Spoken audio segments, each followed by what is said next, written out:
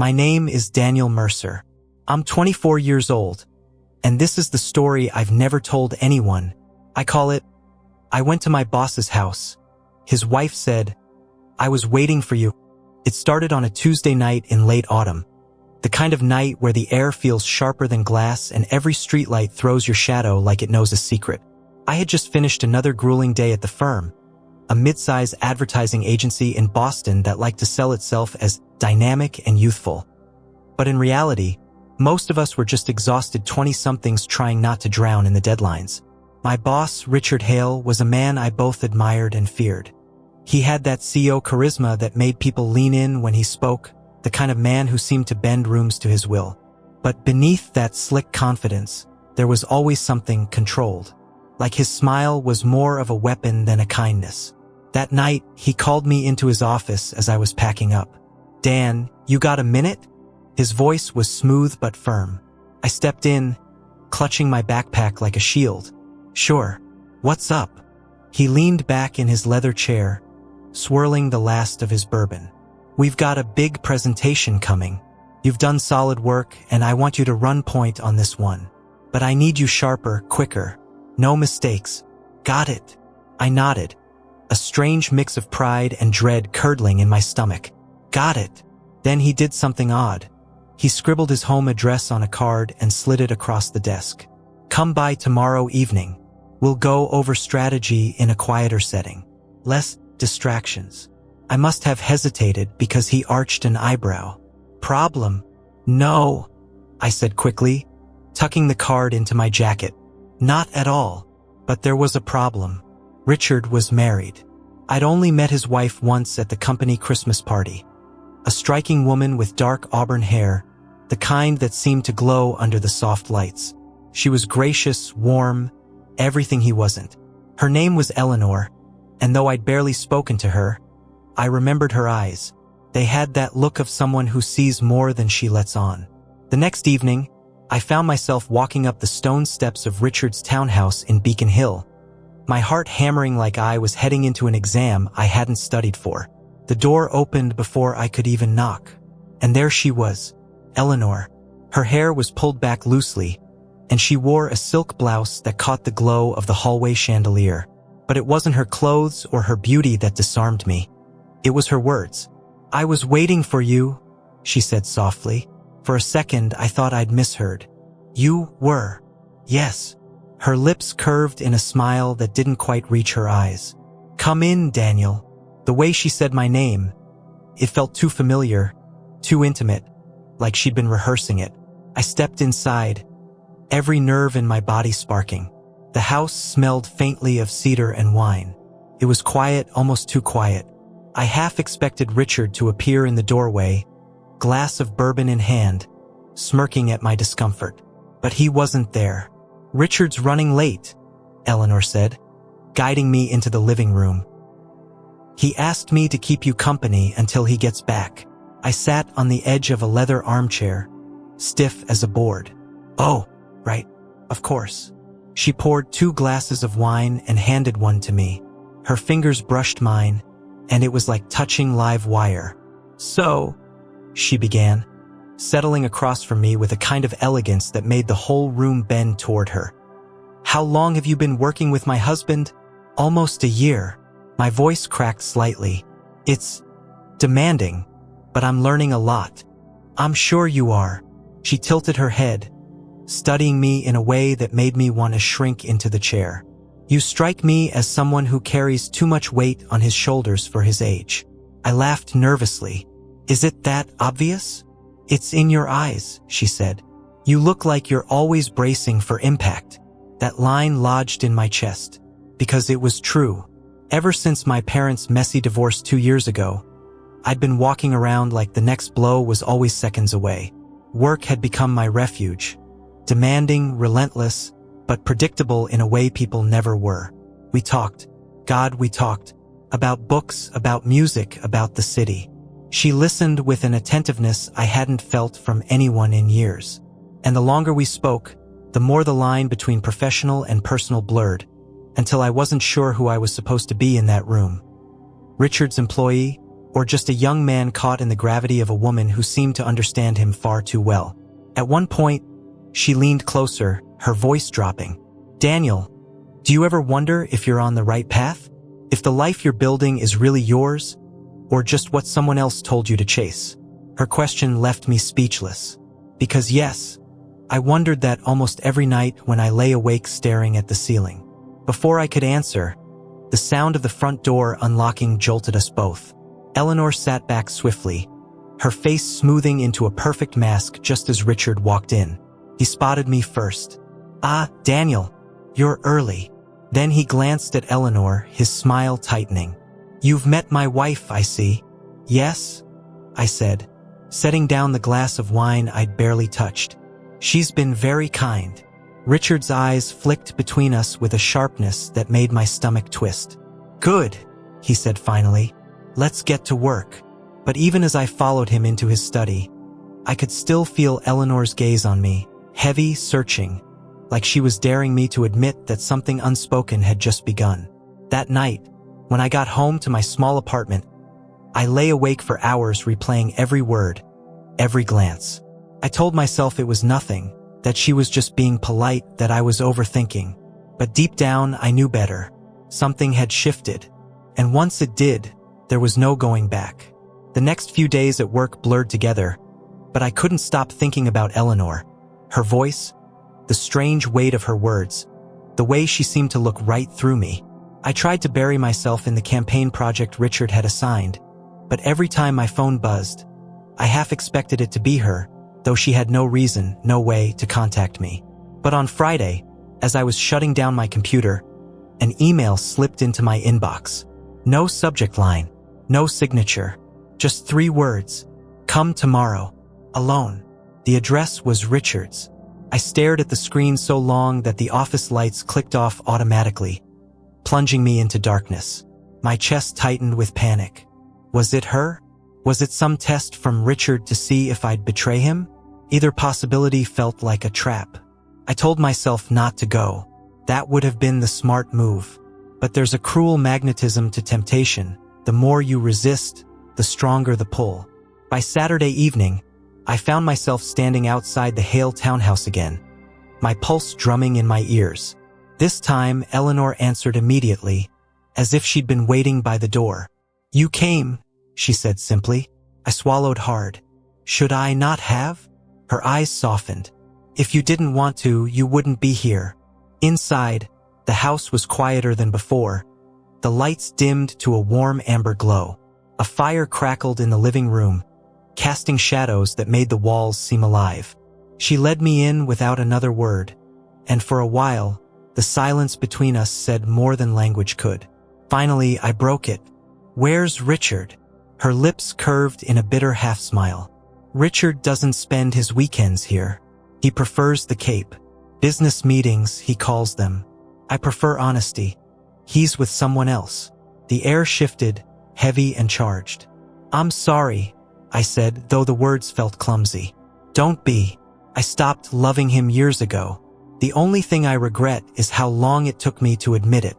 She sat across from me, wineglass in hand, her posture regal but her voice raw. "Do you know what it feels like to be invisible to the person who promised to see you forever?" Her question sliced through me. My parents' faces flashed in my mind. My mother crying in the kitchen, my father walking out the door. I knew that feeling, though from the other side of it. "Yes," I said quietly. Eleanor studied me for a long moment. Then she whispered, "That's why I reached out. It should have ended there. I should have excused myself, said I had work, left before the fire in her eyes swallowed me whole. But I didn't, because the truth is, I wanted to be seen too." The weeks that followed blurred into a fever dream. I became a regular fixture at the townhouse, always under the guise of work sessions with Richard. But in the stolen hours before he returned, Eleanor and I talked, laughed, confessed things we'd never told anyone. There was a night in late November when the first snow fell outside. She pulled me to the window like a child, her hands cool against mine. "Do you know the magic of the first snow?" she asked. "It makes the world look clean again, like you can start over." I looked at her then, really looked at her, and realized I was falling. Hard. It wasn't physical, though the tension between us crackled like lightning every time she brushed past me. It was deeper, dangerous, the kind of connection that rewrites the rules you thought you lived by. But danger has a way of finding cracks to seep through. One night, Richard called me into his office at work. He poured himself a drink, but didn't offer me one. "You've been doing excellent work lately," he said, pacing behind his desk. "Sharp, focused, almost like you've found some new motivation." I forced a smile, just trying to meet expectations.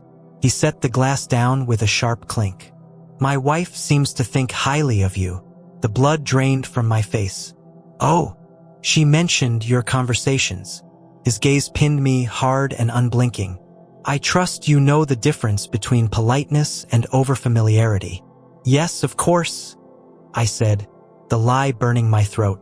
Richard leaned closer, his voice low. "Daniel, you're young, ambitious.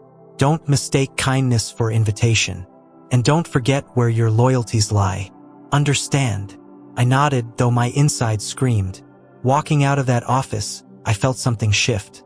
Richard wasn't just suspicious, he was warning me. And yet, the very next evening, Eleanor sent another message. "I need to see you, please." When I arrived at the townhouse, she looked different. Her poise cracked, her eyes red-rimmed. "What happened?" I asked. She pressed a trembling hand to her temple. "Richard knows. I don't know how much, but he knows enough. He'll ruin you if he finds proof." "Then we have to stop," I said, though the words felt like shards in my mouth. She stepped closer, clutching my shirt like it was the only thing keeping her upright. "I can't stop. I won't. You're the first person who's made me feel alive in years." Her voice broke.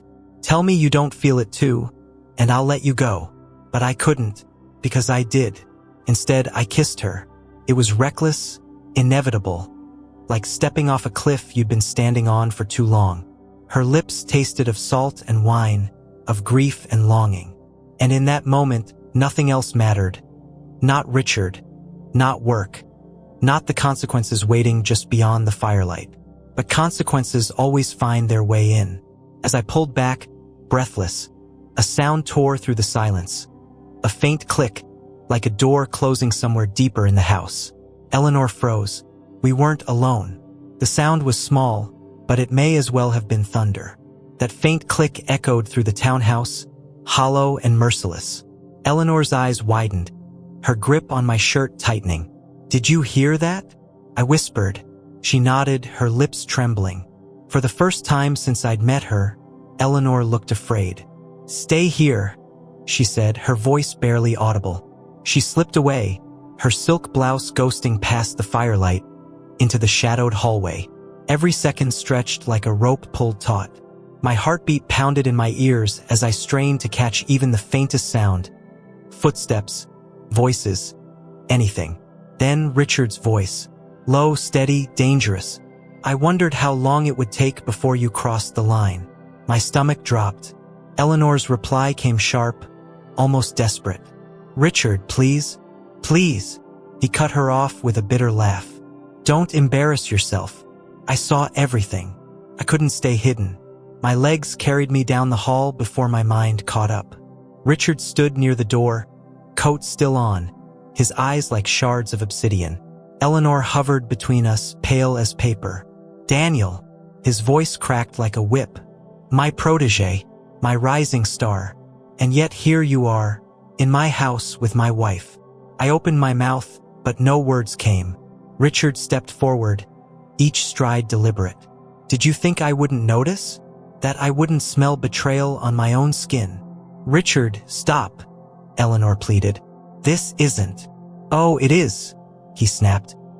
His gaze shifted back to me, burning through every flimsy excuse I might have mustered. "You've made the gravest mistake of your life." Something in me snapped too. Maybe it was the months of pressure, the loneliness I tried to bury in work, the unbearable need to feel wanted. But I finally spoke. "I never meant for this to happen," I said, my voice unsteady but rising. "But you don't see her, Richard. You never did. She deserves more than to be a trophy in your glass case. His eyes flared, the mask of control slipping. For a moment I thought he'd hit me. Instead, he smiled. A cold, venomous curl of the lips. You're finished. He turned on his heel and stormed upstairs, the weight of his footsteps shaking the floorboards. Eleanor's breath came in ragged gasps. He'll destroy you. Your job, your career. He'll burn it all down. I looked at her, torn in two. Then what do we do? She reached for my hand, her fingers icy. Leave with me. Tonight. Before he makes good on his threats. The world tilted. Run away with Eleanor? It sounded like madness. And yet, for one electrifying second, I wanted nothing more. But reality bled in quickly. My family depended on me. My father was barely getting by after the divorce. My younger sister was still in school. If Richard blacklisted me in the industry, I'd lose everything I'd worked for. And Eleanor, what did I really know of her? Beyond the intoxicating connection, the stolen moments? I pulled my hand free, though it nearly broke me. I can't, I whispered. Her eyes glistened, betrayal mingling with heartbreak. So that's it? You'll let him win? It's not about him. My throat burned. It's about survival. For both of us. She stared at me for a long, unbearable silence. Then she turned away, her voice brittle. Go, Daniel. Before he comes back down.